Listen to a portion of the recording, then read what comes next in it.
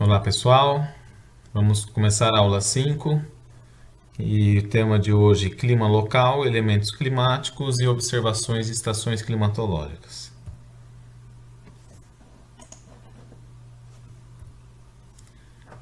Então, situando o tema de hoje, ele se enquadra nessa região aqui do nosso diagrama, tá ok? Vamos falar então de elementos do clima, né?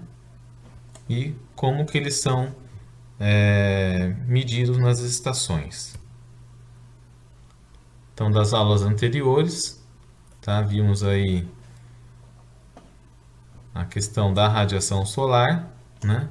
Como que ela impulsiona a movimentação da atmosfera e vimos também aí como observar, né, as escalas global e regional, né, por meio de sensoriamento remoto. Então, na aula de hoje veremos um pouco sobre mudanças, sobre escalas espaciais, os fatores modificadores das condições iniciais do clima, né? E falaremos depois de cada um dos elementos do clima: temperatura do ar, umidade do ar, pressão atmosférica, ventos, precipitações, nebulosidade e radiação solar. E depois, na sequência, como que esses elementos são observados nas estações climatológicas e meteorológicas, os diferentes elementos, ok? E por fim, falaremos um pouco então das fontes e disponibilidade de dados, né? Como obter isso de uma forma fácil aí na internet, ok? Então, começando aqui, escalas espaciais, pode ter didaticamente essa divisão aqui, né? Em termos aqui da escala vertical da atmosfera. Nas camadas superiores teríamos aí a questão do macroclima, né? Logo abaixo o mesoclima e aqui mais próximo à superfície teríamos aqui a escala de clima local e de microclima, tá? Então a escala macroclimática aí é uma escala aí relacionada à circulação geral da atmosfera, né? Então extensões abrangendo extensões de mais, né, de 2.000 quilômetros. A escala mesoclimática, ela já é o clima regional, então relacionado à circulação secundária, né, das massas de ar e frentes, né, abrangendo então áreas, regiões de 200 a 2.000 quilômetros. E na escala local, né, abrangendo aí regiões de 100 metros a 1 quilômetro, ou microclimática, aquela bem perto, né, daquela área de convívio, né, da rotina humana aí, que seria aquela de menos de 2 metros de altura, tá? Então, exemplificando aqui, temos, né, mesoclimas, por exemplo, aqui, em termos de planícies, né, ou então de áreas montanhosas, né? Climas locais, podemos ter aqui uma área, por exemplo, de plantação, e aqui tem a questão das cidades, né, uma área aqui também de montanha, de floresta montanhosa, né? E quando entra na escala de microclima, tem, por exemplo, aqui um tipo de plantio, né, de milho, por exemplo, que tem uma área de bosque. Aqui vai ter a questão dos cânions urbanos, né, então uma área mais com maior quantidade de prédio, tem, né, um microclima diferente, né, de uma área urbana mais residencial, tá? Ainda utilizando esse gráfico das escalas, né, tem uma definição aqui interessante, que é a de camada limite atmosférica ou camada limite planetária, que é o que? Abaixo dessa camada é a região que sofre diretamente a influência da superfície. E essa camada, né, tem aí uma altura típica de mais ou menos 1 quilômetro. Tá ok? Então, acima dessa camada temos as condições iniciais do clima, né, definidos aí pela circulação geral da atmosfera, né, e circulação secundária das massas de ar. E abaixo disso temos a influência da superfície, ok? Então, quanto mais próximo da superfície, maior essa influência. e conforme vai subindo a altitude, vai reduzindo essa influência até chegar ao ponto em que não há mais influência, tá ok? Então são esses os fatores modificadores, né, que alteram as condições iniciais do clima, tá ok? Os principais então fatores modificadores dessas condições iniciais estão começando aqui pelo fator geográfico da latitude, né? Quanto mais próximo, né, da latitude zero, ou seja, Equador, menores aqui são as variações, por exemplo, aqui de temperatura, tá ok? E essa cidade, por exemplo, aqui da Rússia, né, que está na latitude de 55 graus norte, ela sofre grandes variações de temperatura. A altitude, né, também é outro fator geográfico, né, que traz, né, uma mudança aí nas condições iniciais do clima, né? Tem, também pegando aqui o exemplo de temperatura da cidade de La Paz, ela se encontra então numa altitude bastante superior, né, a essa cidade aqui de Concepción. Então, La Paz, a uma altitude elevada, possui uma temperatura mais baixa do que a cidade de Concepción, tá? A relação entre massas de terra e de água, né? Nós vemos nesse gráfico aqui as latitudes, né? E a quantidade, né, que tem de área relativa aos oceanos e aos continentes. Então temos aqui latitude zero Equador, tá?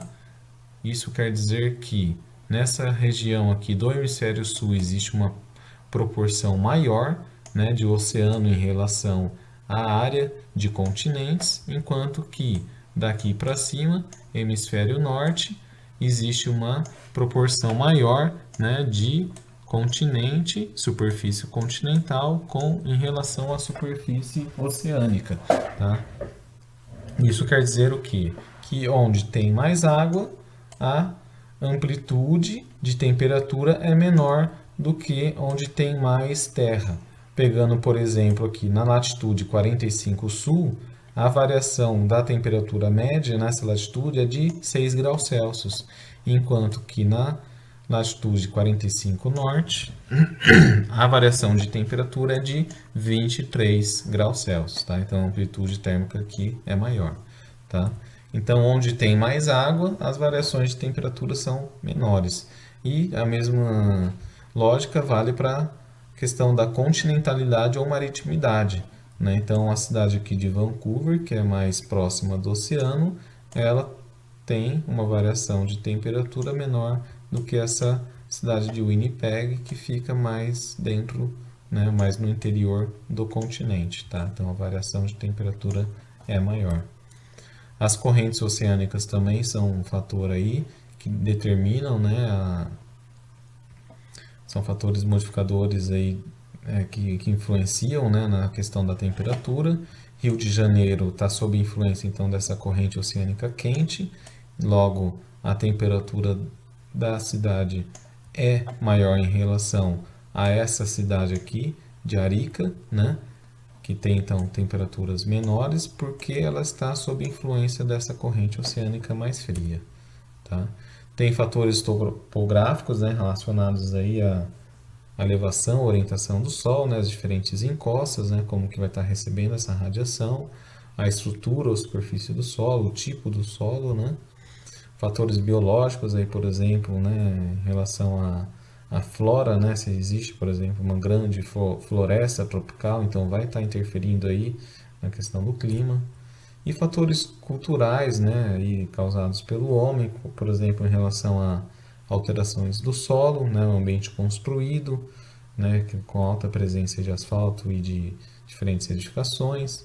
A modificação da dinâmica hidrológica, né, principalmente em relação à impermeabilização, né?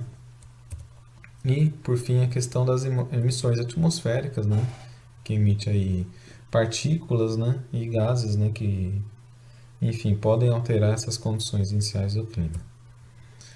Então, só para a gente retomar o diagrama, né, e ver qual que é a relação entre esses fatores de gênese, que definem então as condições iniciais, né? Então a circulação geral e as massas de ar, uma vez que essa massa de ar entra em contato com alguns fatores modificadores, né, vai estar gerando esses fatores resultantes, que nós denominamos de elementos do clima, que são eles: temperatura do ar, umidade do ar, pressão atmosférica, ventos, nebulosidade e precipitações, tá? Que estão listados aqui. Temos aqui a radiação solar, né, que a gente, né, que também acaba sendo uma medida, né, realizada aí juntamente aos elementos do clima. Então, eu listei aqui porque ao longo aqui dessa aula, né, a gente vai estar tratando, né, além dos elementos do clima, a radiação da mesma forma, vamos dizer assim, a forma com que esse fator aqui ele é medido nas estações. Então, a temperatura do ar, temos aí as três, né, conhecidas unidades, né? Graus Celsius, sistema internacional, né?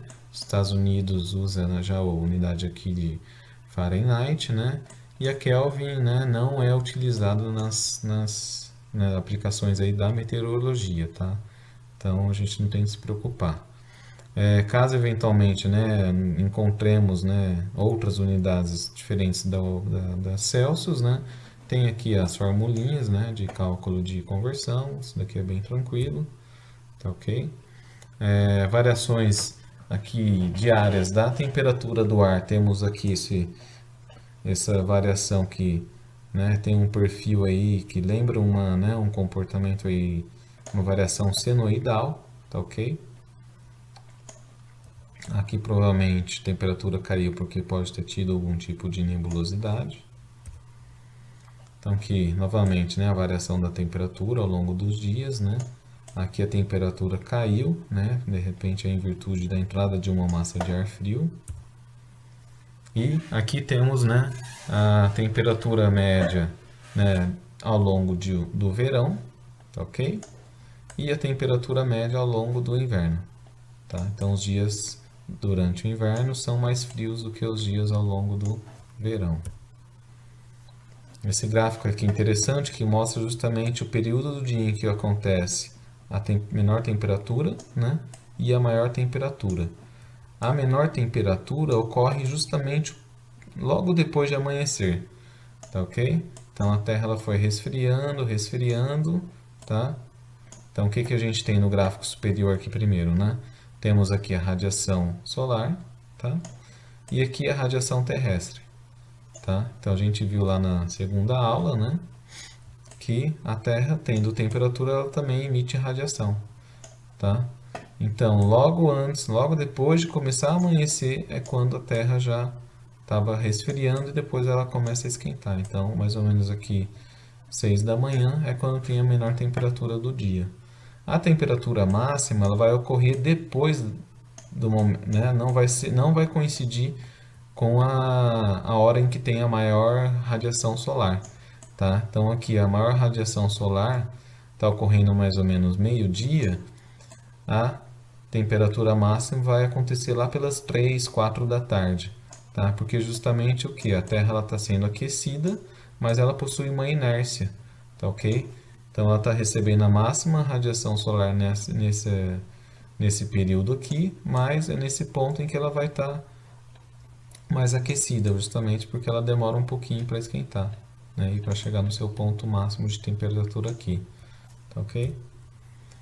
Então temos aqui um ciclo anual de temperatura, né, para São Carlos, né, período aqui de verão e aqui de inverno, tá?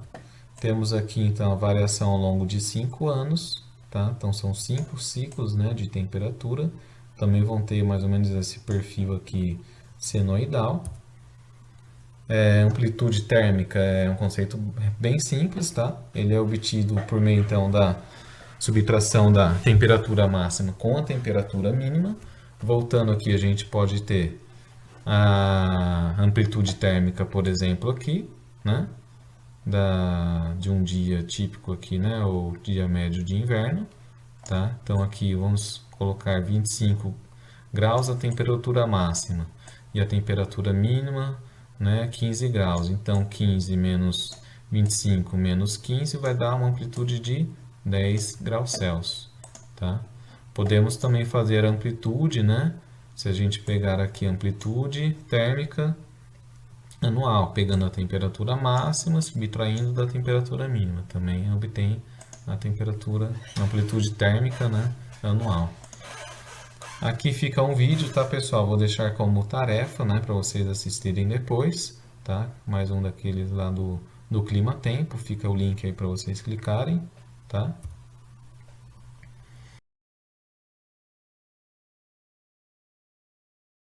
Janeiro, né, época de verão no hemisfério sul. As temperaturas elevadas estão mais para essa região aqui, então do hemisfério sul. E na época de inverno do hemisfério sul, né, tá mais frio aqui e mais quente mais aqui no hemisfério norte. As variações então diárias da temperatura a gente vai ver nesse vídeo aqui. Como que a superfície terrestre reage, né, à incidência solar, ela aquece, né, conforme o Sol vai passando, né, ao longo do dia, enquanto que as regiões aqui dos oceanos a gente vai ver que não tem tanta variação de temperatura, né? Então a gente vê, ó, quando o Sol passa, como que ele esquenta a superfície, né, dos continentes. Tá ok? Então vamos lá, umidade do ar, tá, pessoal? A gente vai ver esses diferentes conceitos aqui, tá? Umidade absoluta, então, ela é pouco utilizada. Então, como que se obtém a umidade absoluta? É a massa de vapor que tem da água dentro de um determinado volume de ar, tá? Então, normalmente se fala em termos de grama por metro cúbico. Mas ela é pouco utilizada porque qualquer mudança no volume, seja, né, em decorrência de mudança da pressão ou da temperatura, vai alterar o valor dessa umidade absoluta, sem, na verdade, estar acrescentando nem removendo, né, qualquer quantidade efetiva de massa, né, de vapor d'água. Então, tem um outro conceito, né, que esse aqui, nesse caso, a razão de mistura, ela não é afetada por mudanças na pressão ou na temperatura.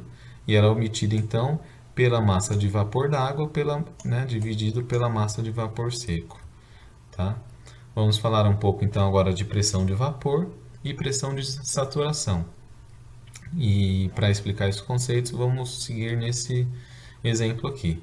Tá? Temos um recipiente aqui fechado com água a 20 graus Celsius. Tá? E temos um medidor de pressão. Tá? Aqui ele fala em ar seco, mas vamos considerar como se fosse um vácuo. Tá ok, pessoal? Então colocamos a água aqui, tiramos todo o ar que tinha aqui e colocamos, né? Ficou um vácuo. Depois de um tempo, o que acontece? Parte da água líquida ela vai, né, se transformar em uma fase gasosa, vai se tornar vapor d'água. Né? Conforme isso vai acontecendo, o nosso medidor de pressão aqui, esse medidor de pressão, ele vai marcando uma pressão. E essa é a pressão de vapor. Tá ok? E passando o tempo, o que vai acontecer? Vai chegar uma hora em que a quantidade de água, né, líquida vai se equilibrar com a quantidade de vapor que tem aqui na fase gasosa, tá? Quando chegar nesse ponto aqui, denomina-se então pressão de saturação, ou seja, é quando o ar aqui está saturado. Então, nenhuma quantidade mais de vapor consegue ficar nessa parte aqui do recipiente. Tá ok? Então, aqui chegou num equilíbrio, né, de quantidade de água líquida e quantidade de vapor d'água. Mas podemos, por exemplo, aquecer essa água para 30 graus Celsius. E quando a gente faz isso, vai aumentar consequentemente a quantidade aqui de vapor, tá ok? Então aqui a gente mudou, né, a nossa pressão de saturação, tá? Em virtude da mudança de temperatura. Então a pressão de saturação, ela varia de acordo com a temperatura, tá? A pressão de saturação significa o quê? A quantidade máxima de vapor da água no ar, tá? E ela varia com a temperatura. Então, em 20 graus Celsius, quer dizer que o quê? Que o ar suporta até 14, ó, no caso aqui, 1 kg de ar, vai suportar até 14 gramas de vapor d'água. Se eu abaixar para 10 graus Celsius, a temperatura, o ar ele vai suportar 7 gramas de vapor d'água a cada quilo de ar. Tá ok? E agora a gente vai falar um pouco de umidade relativa, que significa o quê? Ele é obtido então por meio da pressão parcial de vapor, pela pressão de saturação, né, que é aquela quantidade máxima, né, de vapor d'água que o ar suporta, né, a determinada temperatura, ou é a massa, né, a umidade relativa também pode ser obtida pela massa de vapor, né, pela que tem, né, naquele instante em relação à massa de vapor na pressão de saturação.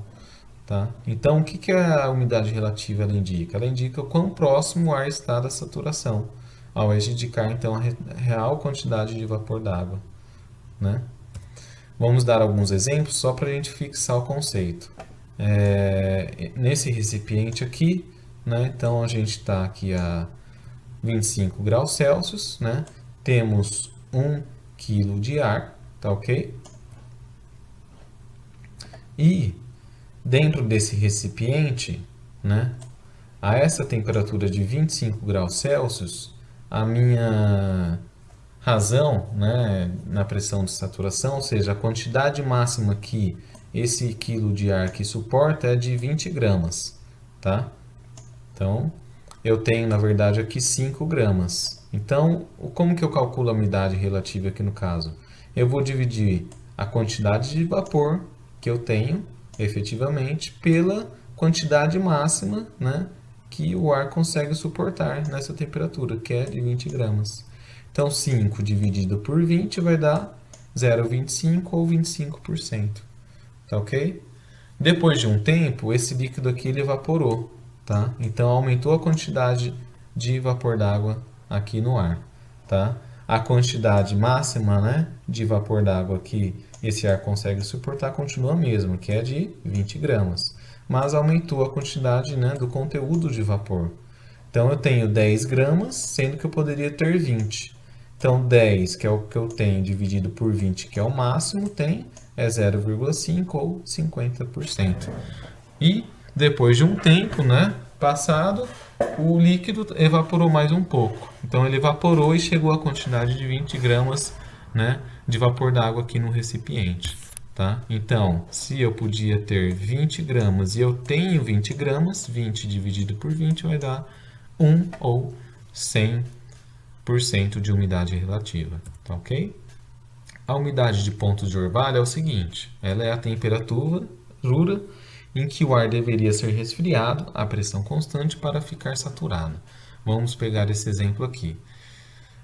Temos então 1 kg de ar, tá, a 20 graus Celsius. Dentro desse recipiente temos 9 gramas de vapor. Tá? A 20 graus Celsius, a gente vê que a quantidade máxima, né, de vapor que a gente poderia ter era de 14 gramas. Tá ok? A gente tem 7 gramas aqui. Ou seja, eu tenho metade do total, não é mesmo? 7 é metade de 14. Então, 7 dividido por 14 vai dar 0,5. Quer dizer que a umidade relativa está em 50%. Tá ok? Quando eu resfrio esse ar, a gente está mudando o que? A capacidade que o ar tem de suportar determinada quantidade de vapor. Tá? Então, resfriando de 20 para 10 graus Celsius, nós estamos mudando aqui na razão de mistura na pressão de saturação. Né? Se antes era 14 gramas de vapor que a água de ar, se antes era 14 gramas de vapor que o ar conseguia suportar, né? Agora baixou para 7 gramas. Tá ok? E se eu já tinha 7 gramas de vapor d'água e eu consigo suportar 7, quer dizer que eu já estou no limite, né?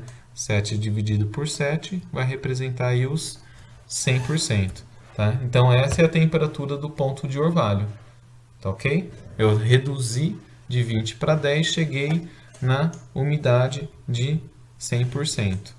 Eu poderia continuar resfriando esse recipiente? Posso. O que vai acontecer? Se eu resfrio para 0 graus Celsius, a quantidade máxima que eu posso ter de vapor aqui é de 3,5 gramas. Tá? Mas eu tinha 7. O que vai acontecer? Então vai ficar 3,5 gramas, que é o máximo de vapor que essa quantidade de ar pode suportar. E os outros 3,5 gramas vai acontecer o que? Vai liquefazer.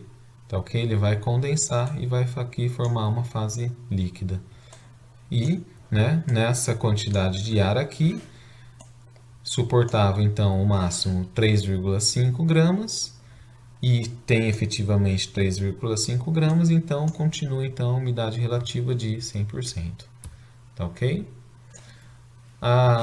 Essa questão do ponto de orvalho é importante quando a gente estuda a questão da condensação em nuvens, né? Então a gente tem aqui o ar que sobe, né? Com o aumento da altitude a gente viu lá que o ar resfria, né? Existe um gradiente aqui que fala que a cada 1 km o ar resfria em 10 graus Celsius, né? Com o resfriamento diminui a pressão de saturação, ou seja, aumenta a umidade relativa, né? Então a temperatura diminui, a pressão de saturação também diminui. Eventualmente vai atingir aqui o que? A temperatura de ponto de orvalho, que é o nível de condensação, tá? Condensando vai formar as nuvens e eventualmente vai poder então gerar chuva, se houver precipitação. A umidade do ar, então, as variações então diária dela, tá? Temos aqui a variação da umidade ao longo do dia, tá? Vemos que a umidade máxima coincide aqui justamente com o período que tem a menor temperatura, tá? E aqui o menor valor de umidade coincide com a maior temperatura. Por quê? Por quê? Né? Porque a gente viu que a umidade relativa, a pressão de saturação, ela varia com a temperatura. Consequentemente, varia também a umidade relativa. Tá ok? Mudando a temperatura, reduzimos, por exemplo, aumentando a temperatura, nós vamos estar diminuindo, né, a umidade relativa. Tá? Então, nesse gráfico a gente vê, né, que um é inversamente proporcional ao outro.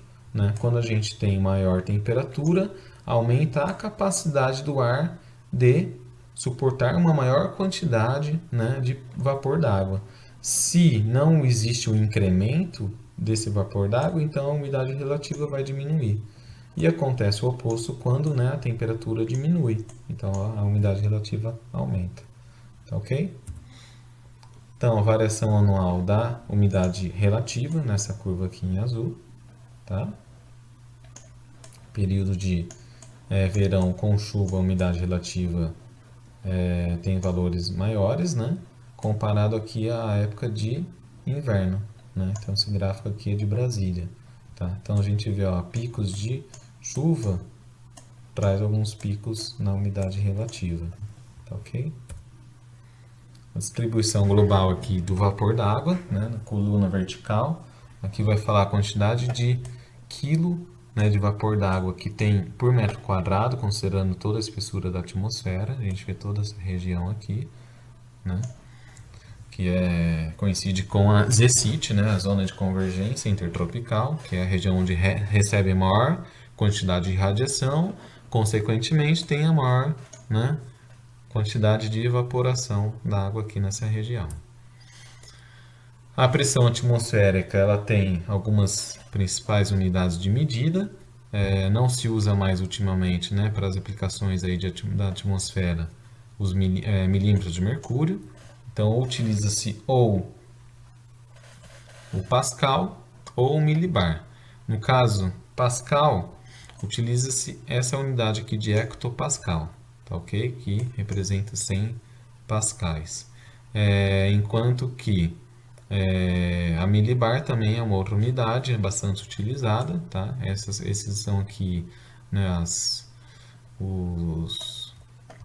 siglas, né? No Brasil se usa bastante essa.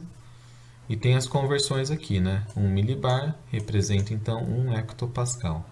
E uma atmosfera, 1013 milibares ou 760 milímetros de mercúrio. As variações da pressão já vimos, né? A variação vertical da pressão. Então existe uma maior pressão aqui na superfície, né? Por conta da gravidade. E conforme vai aumentando aqui a altitude, vai diminuindo a pressão. Existem também as variações horizontais, já vimos, né, essa questão, né, tanto em superfície quanto em altitude, né, das diferentes camadas. Tem a questão das isóbaras, né?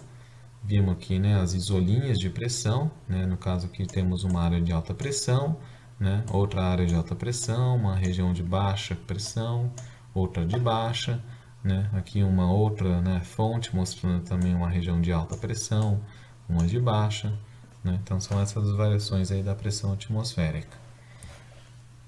E em termos pontual, né, e essa variação em termos, né, de dia e horária, temos o que? A pressão ela varia dessa forma, né? Por que tem esse comportamento, né? Então, pelo fato de, assim como o oceano, a atmosfera, né, ela ser um fluido, ela também tem o mesmo comportamento que tem o oceano quando ele sofre a influência gravitacional da Lua, né? Nos oceanos a gente conhece muito bem as marés e a atmosfera também tem a sua maré, né? No caso a maré atmosférica, né? Que é por conta do mesmo efeito aí da atração gravitacional lunar, tá? Então ao longo de um dia, né, vamos ver aí dois picos, né, de pressão elevada, né, seguidas, né, então por regiões aqui de baixa pressão. E tem esse comportamento aqui, a maré atmosférica. A distribuição global da pressão atmosférica, né, já vimos isso daí nas aulas anteriores, né, regiões de alta e baixa pressão, a zona de convergência intertropical, isso daqui ao longo, né, no período de verão, né, do hemisfério sul, janeiro, e no meio do ano, né, em julho, muda um pouquinho esse padrão aí, tá ok?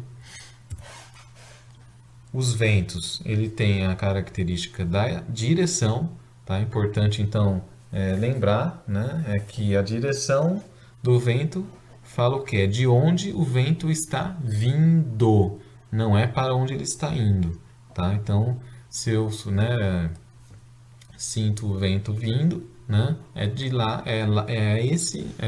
a direção que vai ser registrada, tá ok? Então essa direção ela pode ser registrada em termos de pontos cardeais, norte, leste, oeste, ou seus colaterais, né? Ou em termos de ângulo, né, de azimuth, tá?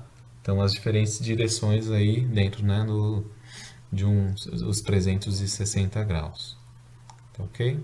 Então tem as correspondências aqui, né, os ventos, né, com os pontos cardeais e os ângulos quando se considerem, né, o azimuth. A velocidade ela pode ser medida, né, do vento em termos de metros por segundo ou quilômetros por hora, e também é comum aí para navegação marítima ou até a aeronáutica eles usam a unidade de nó, tá? E o nó, né, um nó ele representa 1 milha náutica por hora, essa é a velocidade. Quando vamos fazer a conversão, um nó representa mais ou menos aí, né, arredondando meio metro por segundo, ou então 1 metro por segundo representa 2 nós, tá ok? A representação gráfica aqui dos ventos, tá, na superfície, pode seguir essa representação polar, a velocidade média do vento, né, conforme então as direções, tá ok? Então nessa região aqui onde teve maiores velocidades do vento, tá? Quanto mais longe aqui o raio, né, do centro, maiores são as velocidades, e aqui as direções. E esse outro gráfico aqui, polar, né, a mesma representação, mostrando a direção predominante do vento, né, em termos de frequência relativa. Por exemplo, na região, o vento de sul, tá? Ele representou 25% do tempo, né, de todo o registro, o vento estava soprando da direção sul, tá ok? Então ele estava vindo direção, né, estava vindo daqui, 25% do tempo. Os outros, por exemplo, 26% do tempo, ele estava soprando aqui a partir da direção leste, tá ok? É isso que quer dizer esse gráfico aqui. Essa é uma outra forma de representação da velocidade do vento aqui. Temos aqui o RAC, né, que é essa linha, e as barbelas, tá ok?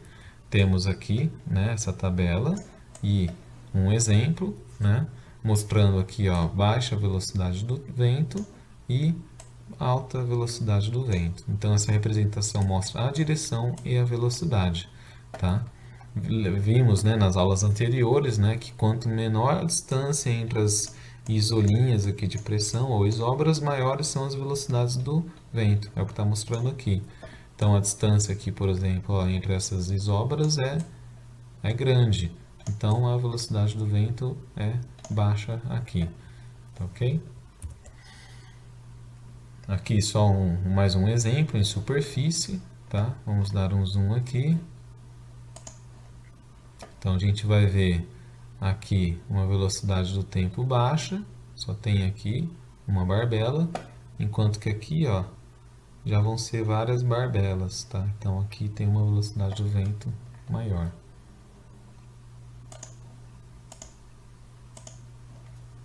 Aqui em altitude, vamos dar um zoom para a gente poder enxergar. A gente vai ver nessa região aqui, ó, baixa velocidade do vento, tá ok? E nessas regiões aqui temos, ó, maiores velocidades do vento. Aqui mesmo, ó, vai ter, ó, esse tipo de representação, ó, altas velocidades do vento. E justamente essa região aqui que está destacada, né, em cores, representa, né, os jatos, né, de altitude, tá? Onde o vento realmente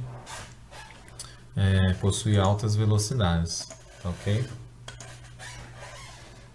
Tem outra representação aqui na forma de setas. Então aqui a seta, o tamanho dela indica a velocidade e a direção, lógico, já está indicada por ela mesma, né? Nessa região a gente vê que as setas são bem pequenas, né? Em comparação a essas regiões aqui, ó, que as setas são grandes, então aqui a velocidade é elevada, ok? Da mesma forma aqui no perfil vertical do vento, né? A gente vai ver aqui na superfície o vento possui setas menores, né? Enquanto que aqui em altitude os ventos, né, possuem setas maiores. Então as velocidades aqui são maiores, né? Por conta do quê? Quanto mais próximo da superfície, maior a influência da superfície, maior é a rugosidade. Então por conta disso que os ventos são mais fracos aqui. E em altitude, o vento já não possui essa influência do atrito da superfície, então ele possui maiores velocidades, tá ok? Outra representação aqui, né, aqui já considerando o meteograma, né, um dado já local na superfície, mesma coisa que as setas indicando a direção e a intensidade dos ventos. Aqui temos então também setas indicando a questão dos ventos, né, de altitude ou os ventos geostróficos, né? Então aqui no caso eles não possuem, né, a influência do atrito da superfície. Então existe um equilíbrio, né, geostrófico, né, da força de Coriolis com a força de gradiente, que a gente já viu em aula anterior, tá ok? E os ventos aqui eles correm, né, em paralelo às isobras, tá ok? Em destaque aqui temos o jato subtropical, né, e os jatos polares aqui. Então, só fazendo um adendo aqui da variabilidade dos jatos, tá ok? A variabilidade do jato subtropical, aqui é a região onde ele costuma ficar, tá ok? No inverno ele fica um pouquinho mais para cima e no verão ele fica um pouco mais para baixo, né? E aqui tem os extremos, né? No inverno extremo ele sobe um pouco mais e no verão extremo ele desce um pouquinho. Já a variabilidade aqui do jato polar ela é bem, né, considerável, né? Então o que que acontece? Na época de verão ele não, o jato polar ele fica mais a região aqui ao sul da América do Sul, né? Não consegue avançar tanto nessa região aqui, tá? Enquanto que na época de inverno o jato subpolar, o jato polar, né, ele avança bem aqui já em região ao sul do Brasil. E tem os extremos também, né? Na época de verão extremo, né? O jato polar fica nessa região. Enquanto que no inverno extremo ele já consegue avançar mais aqui em direção ao Brasil. Os ventos eles possuem também essa escala aqui de Beaufort, tá ok? Os diferentes graus aqui. Então, partindo desde brisa, vai ficando o vento um pouco mais forte, ventania, tempestade, chegando até a escala de furacão. Existem os valores correspondentes aqui, tá ok? E os aspectos relacionados, os efeitos, né, no mar e na terra. Variações então instantâneas do vento são as consideradas rajadas, né? Então aqui na escala de segundos, né? Por exemplo, aqui aumentou a temperatura, teve uma rajada aqui, tá? Existe essa correlação entre temperatura, tá ok?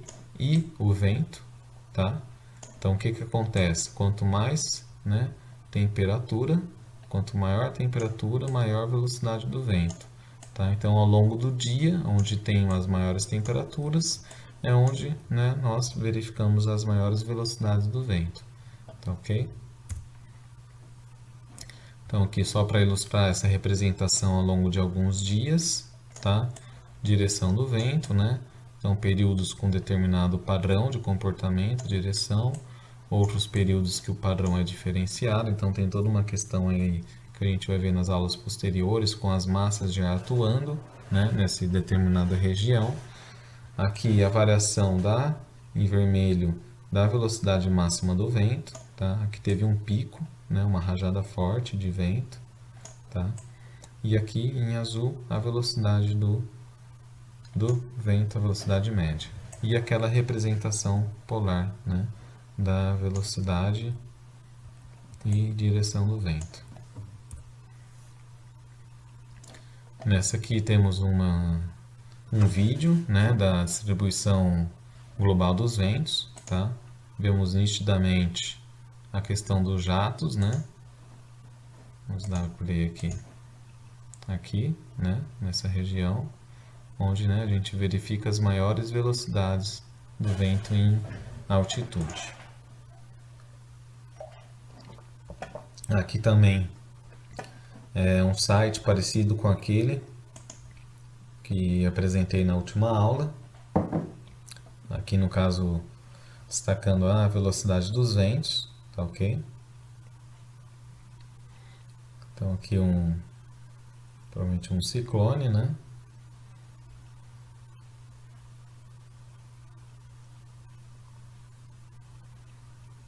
Vindo aqui para a região do Brasil.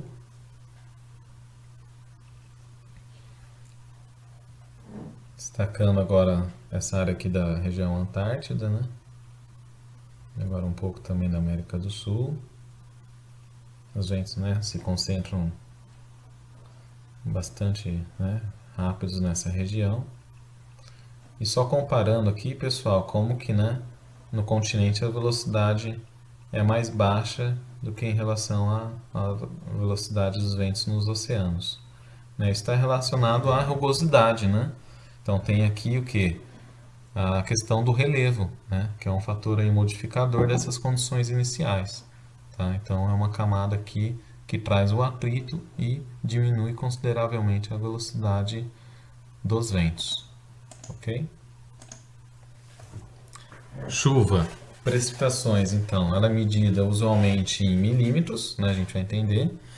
Ou em termos de intensidade, quando a gente insere aqui uma componente, né, temporal. Por exemplo, milímetros por hora, né? Vamos entender aqui o que representa 1 milímetro. Vamos imaginar uma superfície de 1 por 1 metro, ou seja, de 1 metro quadrado. E temos aqui 1 milímetro nessa superfície. Então, quando a gente fala de chuva em tantos milímetros, é a quantidade, né, de água que corresponde a esse volume aqui. O que é esse volume de 1 milímetro por 1 metro por 1 metro? Isso representa 1 litro, tá ok? Então, quando se fala-se 1 milímetro, é 1 milímetro de água dentro, né, de uma área a 1 milímetro aqui de altura, tá ok? né, de água dentro de uma área de 1 metro quadrado. E isso equivale a 1 litro por metro quadrado. Tá ok?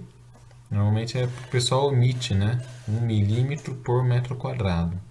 Tá? Mas essa é a quantidade, então é a unidade de volume. Tá?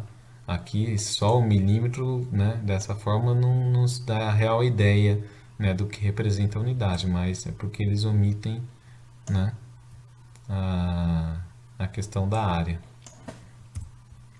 As intensidades aqui então: chuva fraca abaixo então de 5 milímetros por hora, chuva moderada de 5 a 25 e chuva forte de 25 a 50 milímetros por hora. E muito forte acima de 50 milímetros, né, por hora, ou seja, mais de 50 litros de água por metro quadrado. Isso é uma chuva muito forte. As variações aqui diária, né, da precipitação, tá? Então aqui é a precipitação acumulada ao longo de um dia e temos a variação horária dessa precipitação, tá? Então somando isso daqui vai ter, por exemplo, né, esse total acumulado aqui de precipitação do dia. Ao longo de um ano, né, temos aqui para cada colunazinha, né, o vertical aqui, a chuva diária acumulada, né, e aqui em vermelho tem o que seria a média desse período aqui, tá, de 97 a 2014, tá? Só para ter uma noção, lógico, vai ter dias que chovem muito mais, né, mas vai ter dias também que não chove nada. A distribuição global, né, de chuva, aqui em termos de milímetros por dia, aqui a ZCIT, tá, região, né, já conhecemos bem. Aqui um vídeo da água precipitável, tá, bastante associado aqui às frentes, né, nessa região, e nessa região aqui associada à zona de convergência intertropical, né, onde tem maior incidência de radiação solar, maior evaporação e também maior precipitação.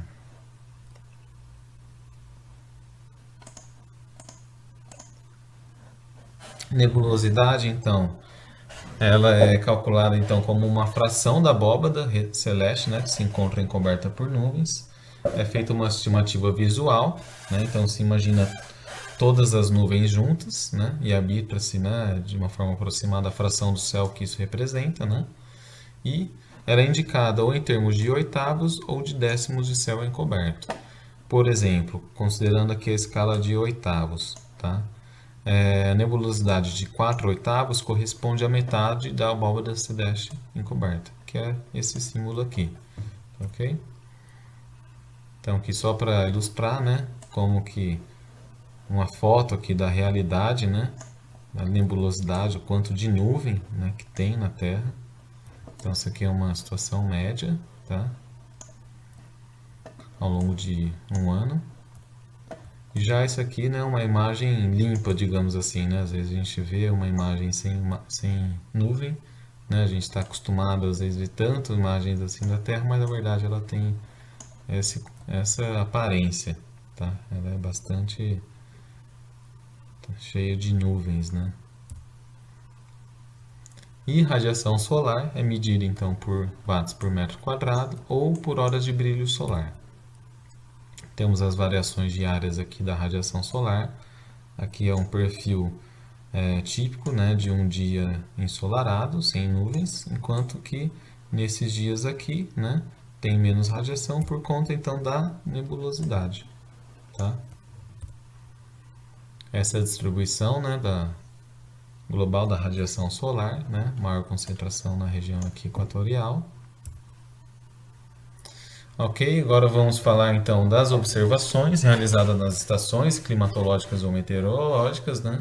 Temos basicamente dois tipos de estações, temos as estações clássicas ou convencionais e as estações automáticas. Nas estações clássicas convencionais, né, temos os instrumentos analógicos, né, vamos ver na sequência. Aqui, né, voltando aqui, temos a distribuição de alguns dos instrumentos aqui, né, os pluviógrafos, pluviômetros e tal. E dentro desse abrigo meteorológico, né, que é conhecido como câmera de Stephenson, temos aqui, né, alguns instrumentos, outros instrumentos que fazem as medições aí dos elementos do clima. Tá, ok? Então, aqui, estações automáticas, ela costuma ser mais compacta, né? Foto de uma delas, aqui um detalhe, né? E aqui um tipo de estação automática mais compacta ainda. Essa aqui é um pouquinho mais frágil, digamos assim, tá? Essa já costuma ser um pouco mais robusta. Tá? Então temos aqui o sensor de velocidade do vento, direção, o abrigo, né, do sensor de temperatura e umidade relativa, né? Aqui sensor de radiação solar, o painel solar, né, que alimenta aí com eletricidade os sensores. Aqui é o data logger, que é o sistema de aquisição e armazenamento de dados, é onde também dentro que fica o sensor de pressão, né, atmosférica, e aqui o sensor de precipitação. Vamos rapidamente falar aqui dos principais instrumentos, tá, pessoal, utilizados aí, né, para medição dos diferentes elementos do clima. Termômetro de mercúrio, né, para medir a temperatura do ar. Temos o termômetro também de máxima e de mínima, né? O de máxima tem mercúrio, o de mínima usa álcool, tá? Aqui um termógrafo, tá? Onde as variações são registradas nesse tambor. Então aqui tem um papel, né? Onde vão sendo registradas as variações da temperatura, né? Por meio dessa haste, tá? E aqui o sensor digital, né? De temperatura e umidade relativa que vai numa estação automática. O termógrafo, então, ele tem esse papel, né, que é denominado de termograma, e ele vai registrando as variações, né, continuamente da temperatura do ar.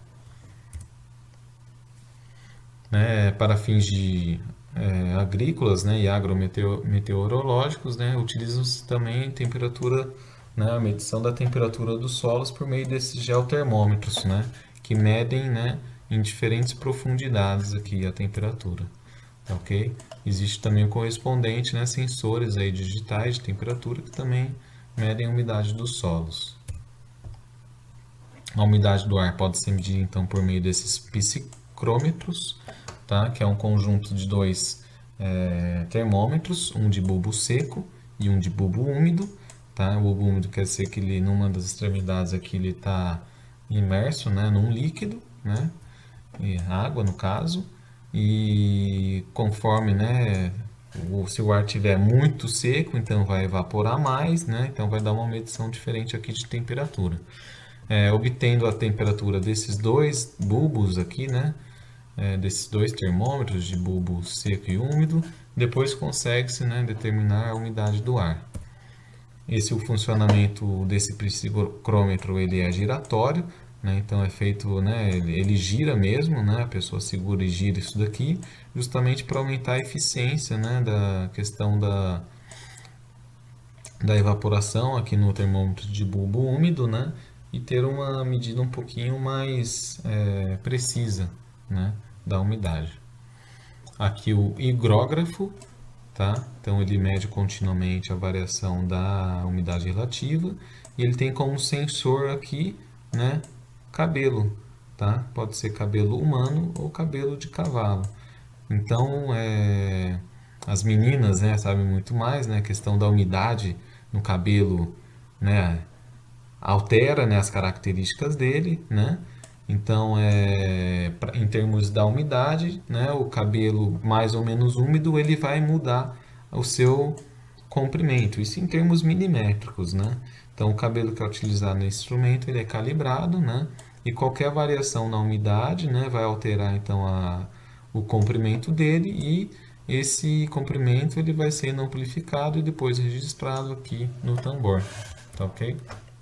E o sensor digital é esse daqui, né, que vai na estação climatológica automática, ele fica guardado, né, protegido nesse tipo de abrigo ali.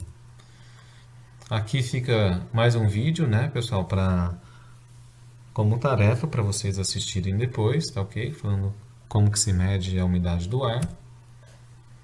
Aqui é um instrumento 2 em 1, né, onde é medida a umidade e a temperatura, né? Então, tem um tambor só, mais dois papéis aqui, né? Então, ele se chama termohigrógrafo, tá? Então, tem dois sistemas aqui de alavancas aqui, né? De registro desses dois elementos, tá? E aqui o higrograma e o termograma, tá? Então, umidade relativa e temperatura do ar. A pressão atmosférica ela é medida pelo barômetro, pode ser medida pelo barômetro de mercúrio, ou então por um barômetro aneroide, ou também por um barógrafo, tá? Então aquele tambor com papel aqui. Ou, no caso, né, de uma estação automática, tem um sensor digital de pressão. Aqui um barograma mostrando, né, a variação da pressão, né, e aqui mostrando inclusive a questão das, né, as oscilações relativas à maré atmosférica. Os ventos, então, podem ser medidos pelo anemômetro totalizador, que ele vai dizer a velocidade média, né, de um determinado período, conforme a rotação desses copos aqui.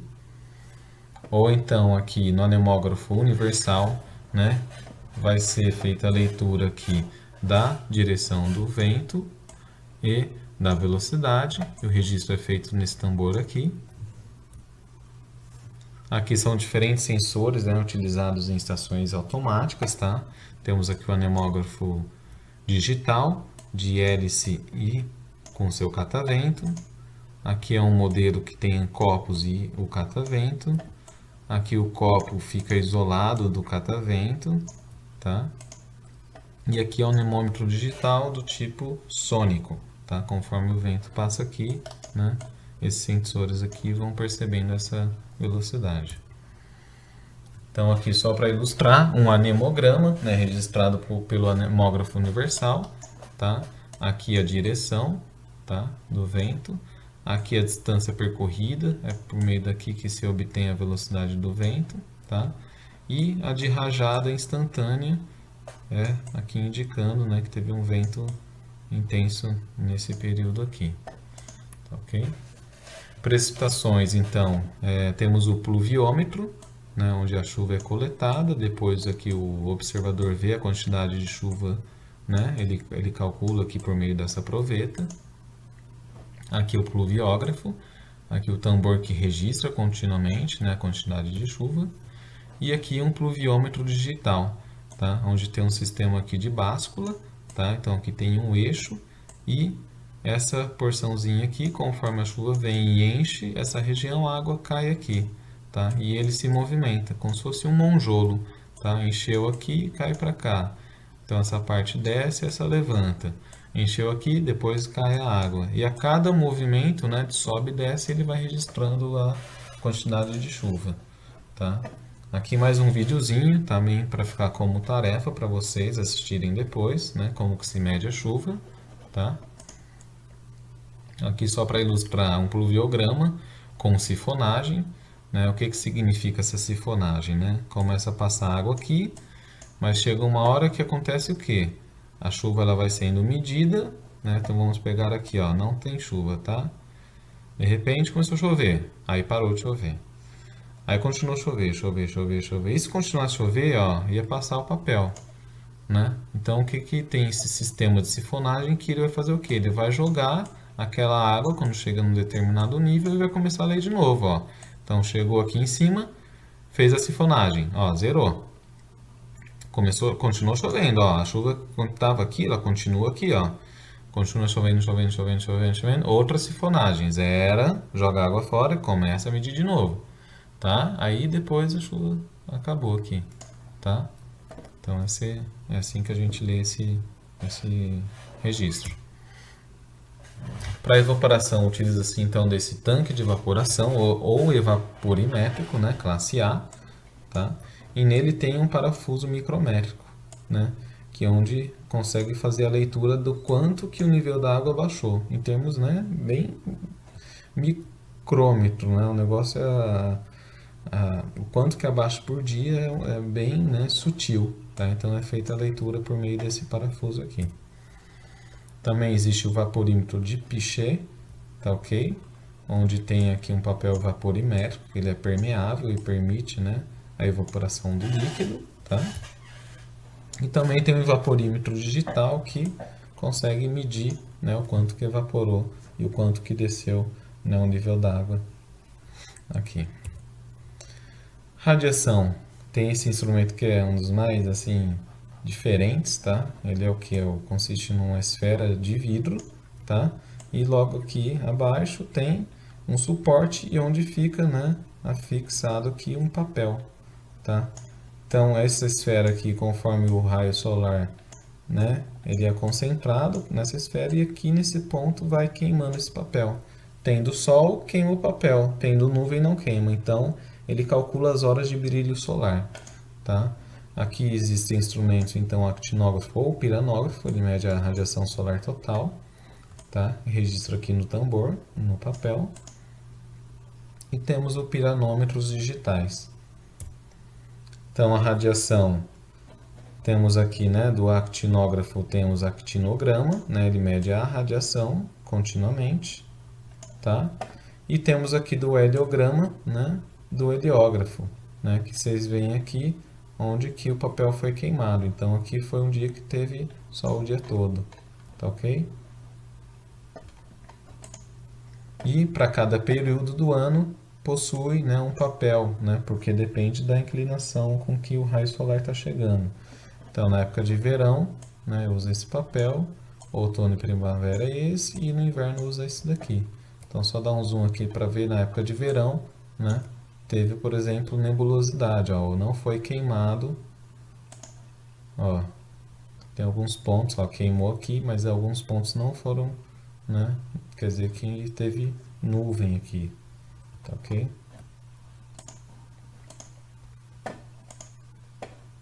Pessoal, isso daqui é a síntese, tá? Dos instrumentos que a gente viu, tá ok?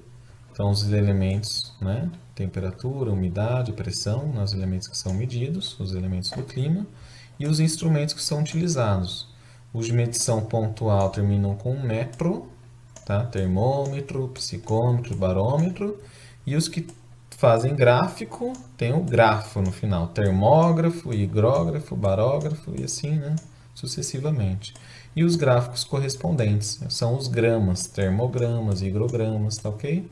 Tabelinha simples aí só para a gente, né, ter como uma forma fácil aí de acessar e relembrar quando precisar. Aqui então, pessoal, mais um videozinho que fica como tarefa, ok? Então, como que funciona uma estação meteorológica, tá? Esse videozinho bastante didático aí, né? Ilustrando também aí para resumir nosso conteúdo da disciplina de hoje, tá ok? Fontes de disponibilidade de dados, tá, pessoal? Destaquei alguns sites aqui, tá? Que vocês podem depois clicar, onde costuma ter disponível para baixar os diferentes aí dados, né, relativos a esses elementos que a gente viu. Então a gente tem os principais sites meteorológicos e climatológicos do Brasil são do INMET e do INPE, tá ok? Agrometeorológicos, vamos aqui do site da ANA, Agência Nacional de Águas, então vai ter dados mais aqui de precipitação. Dados relacionados à agrometeorologia, aqui dados da Embrapa, tá? Universidades, eu destaquei algumas só, mas muitas universidades costumam ter suas próprias estações, tá? Então deixei o link aqui de algumas. E tem alguns sites também que fazem o monitoramento, né, de desastres e secas e emergências, por exemplo, o CEMADEM, né, que é o Centro Nacional de Monitoramento e Alertas de Desastres Naturais. A Prefeitura de São Paulo também tem, né, um site aqui com dados da estação deles, né? E por fim, as Forças Armadas também, né, possuem as suas estações aí, né, e eles disponibilizam também na internet aí. Então tá, pessoal, a aula de hoje foi bem tranquila, né? Não tem muito assim conceito, né? Vimos aí a questão, né, dos elementos do clima, são fatores então resultantes da modificação das condições iniciais, né? Essas mudanças, né, que são decorrentes aí dos fatores modificadores, né? Vimos aí os principais. Vimos os elementos do clima, né? Alguns conceitos associados aí, por exemplo, à questão da umidade relativa, né? que é o que mais envolve um certo tipo, né, de cálculo, né, bastante simples. E vimos, né, como que os elementos são medidos, né, e a partir dessas medições, né, que posteriormente a gente vai fazendo nossos estudos, né, e análises, né, com os gráficos e tudo mais. Tá ok, pessoal? A aula de hoje bem tranquila, tá? Então, bons estudos e até a próxima aula.